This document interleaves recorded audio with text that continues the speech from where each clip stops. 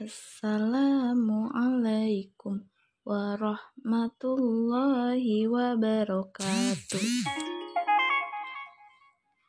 Bagaimana kabarnya anak soleh dan soleha? Bertemu lagi dengan pelajaran bahasa Sunda. Sebelum kita mulai pembelajaran, mari kita sama-sama membaca basmalah terlebih dahulu. Bismillahirrahmanirrahim. Ada yang masih ingat? Pada pertemuan sebelumnya kita sudah belajar tentang apa? Ya, pada pertemuan sebelumnya kita sudah belajar mengenai tentang rarangken hareup. Contohnya, kalau kecap asalnya sarung, ditambahkan imbuhannya menjadi disarung, yang artinya memakai sarung. Rarangken di menunjukkan pagawean. Lanjut, panggih ditambahin imbuhan ka depannya jadi kapanggih, yang artinya menemukan. Rarangken hareup ka itu menunjukkan pagawean atau keayaan. Contoh ketiganya guling, ditambahin imbuhan awalnya ti jadi tiguling, yang artinya terguling. Nah, kalau rarangken hareup ti itu menunjukkan pagawaian yang tidak disengaja atau pekerjaan yang tidak disengaja. Contohnya terpeleset, tiguling, tidagor itu merupakan pekerjaan yang tidak disengaja. Itu pembelajaran kita pada minggu lalu. Untuk hari ini kita akan belajar mengenai tentang kecap nusaharti atau dalam Indonesianya yaitu sinonim atau persamaan kata. Sinonim nyaeta kecap nu hartina sarua jeung kecap nu sejenna. Sinonim yaitu beberapa kata yang memiliki arti yang sama. Jadi sinonim itu merupakan persamaan kata. Sinonim gunana pikeun nerangkeun kecap nu dianggap hese atawa pikeun milih kecap nu leuwih merenah dina hiji kalimat.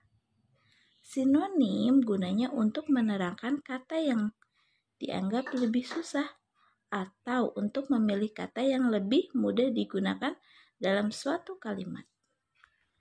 Sekarang kita lihat contoh kecap nusaharti. Contoh kata yang seharti.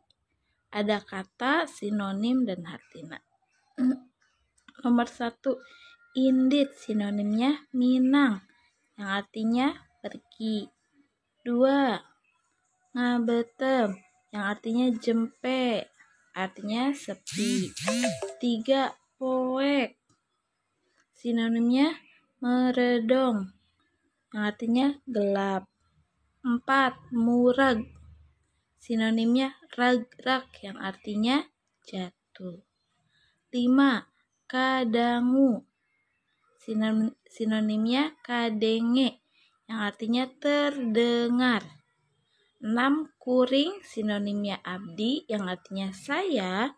7, gede, sinonimnya badag, yang artinya besar. 8, balik, sinonimnya mulang atau mengembalikan. 9, nyaho, sinonimnya terang atau artinya mengetahui.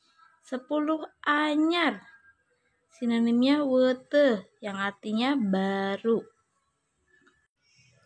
Selanjutnya, ngalarapkeun kecap saharti atau penggunaan sinonim dalam sebuah kalimat.